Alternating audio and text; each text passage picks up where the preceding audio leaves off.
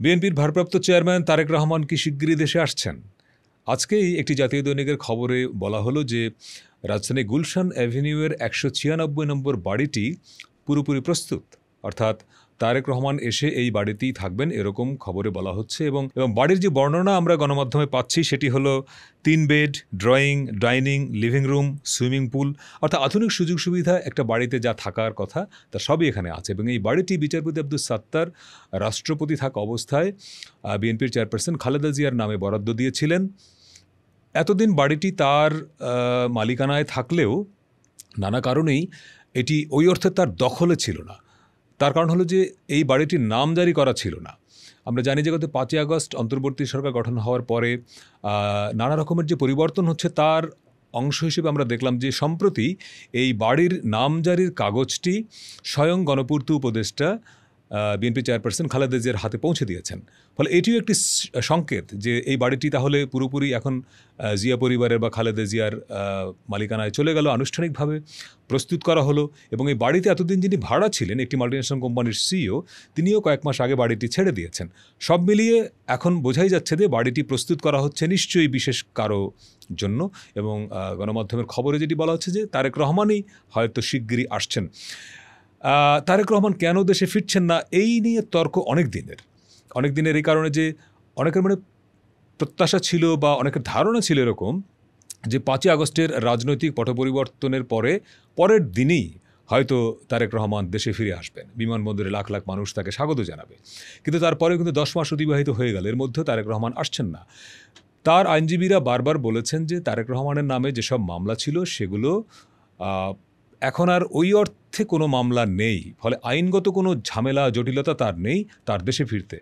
সম্প্রতি আমাদের স্বরাষ্ট্র উপদেষ্টা তিনিও কিন্তু বলেছেন যে তারেক রহমান যে কোনো সময় চাইলে দেশে ফিরতে পারেন এবং এরকম বাস্তবতায় লন্ডনে গত ১৩ই জুন যে বৈঠক হলো সেই বৈঠকের পরেই কিন্তু তারেক রহমানের দেশে ফেরার বিষয়টি আরও বেশি সামনে আসছে যে তিনি তাহলে এই দুজনের বৈঠকে রাষ্ট্রীয় গুরুত্বপূর্ণ অনেক বিষয়ের বাইরেও বা এই বিষয়ের সঙ্গেও তারেক রহমানের দেশে ফেরার বিষয়েও সত্যি একটা সমঝোতা বা একটা আলোচনা হয়েছে কিনা। নাগরিকদের মনে যে প্রশ্নটি আছে যে তারেক রহমান আসলে কেন আসতে পারছেন না নাকি আসতে চাচ্ছেন না, এরকম অনেক প্রশ্ন আছে। কেননা যদি আইনি জটিলতা না থাকে তাহলে এখন তিনি যদি দেশে ফেরেন তার তো অ্যারেস্ট হবার কথা না। আবার ধরা যাক তার কোনো মামলা এখন পর্যন্ত কিছুটা ঝুলে আছে, তারপরেও কি এটা বিশ্বাস করবার কোনো কারণ আছে যে এই অন্তর্বর্তী সরকার তারেক রহমানকে গ্রেপ্তার করবে? নিশ্চয়ই না। কিন্তু তারপরেও তারেক রহমান আসতে পারছেন না কেন বা আসতে ভরসা পাচ্ছেন না কেন? অনেকগুলো কারণ বলা হয় যে একটা সময় পর্যন্ত ধারণা করা হতো তারেক রহমানের নিরাপত্তা একটা বড় সংকট বা নিরাপত্তা একটা বড় প্রশ্ন যে তিনি আসবেন তার পুরোপুরি নিরাপত্তা নিশ্চিত করা যাবে কিনা। সেখানে সুনির্দিষ্টভাবে একটি বিদেশি গোয়েন্দা সংস্থার ব্যাপারে বলা হয় যে সেখান থেকে হুমকি থাকতে পারে। অভ্যন্তরীণ কিছু হুমকির কথা বলা হয় যে এসব কারণে হয়তো তারেক রহমান আসতে ভরসা পাচ্ছেন না। এখন প্রশ্ন হলো এই হুমকি বা এই শঙ্কাগুলো কি কেটে গেল? তারেক রহমান যদি সত্যি দেশে ফিরে আসেন তাহলে বুঝতে হবে যে হ্যাঁ, শঙ্কাগুলো কেটে গেল। কিন্তু এই শঙ্কার বাইরেও নাগরিক হিসেবে বা আমি নিজে যেটা মনে করি যে একজন রাজনীতিবিদের জীবনে আসলে ঝুঁকি থাকেই।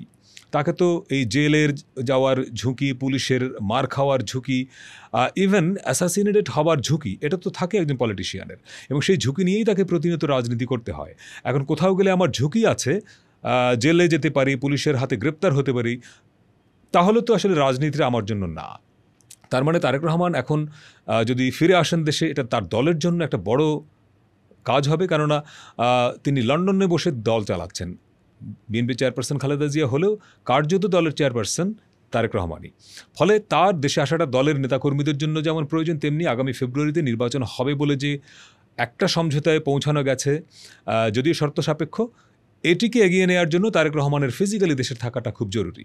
ফলে এই যে তিনি দেশে আসছেন, বাড়ি প্রস্তুত হচ্ছে, এটি দলের নেতাকর্মীদের মধ্যে কিছুটা আশার সঞ্চার করছে।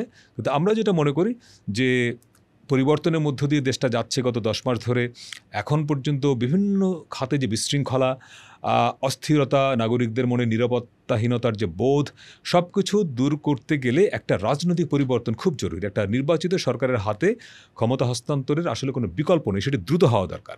এবং সেটি দ্রুত হতে গেলে বাংলাদেশের এই মুহূর্তে সবচেয়ে বড় দল বা সবচেয়ে সক্রিয় দল বিএনপি বিএনপির ভারপ্রাপ্ত চেয়ারম্যানের দেশে আসাটা খুব জরুরি। ফলে গণমাধ্যমের যে সংবাদ বাড়ি প্রস্তুত হচ্ছে, আমরা মনে করি যে তিনি দ্রুতই দেশে ফিরে আসবেন। এখন আপনার কাছে দর্শক আমার প্রশ্ন যে আপনি কি মনে করেন যে তারেক রহমান শিগগিরই দেশে ফিরে আসবেন? তার দেশে ফেরার যেসব বাধা ছিল, অন্তরায় ছিল, সেগুলো সব কেটে গেছে বলে আপনার মনে হয়? এবং ফেব্রুয়ারিতে নির্বাচন হবে বলে আদৌ কি আপনি বিশ্বাস করেন? এবং যদি নির্বাচনের দিনক্ষণ সুনির্দিষ্ট না হয় তাহলে কি তারেক রহমান দেশে ফিরবেন? এই প্রশ্নগুলো আপনার কাছে আমি রাখলাম। ভালো থাকবেন।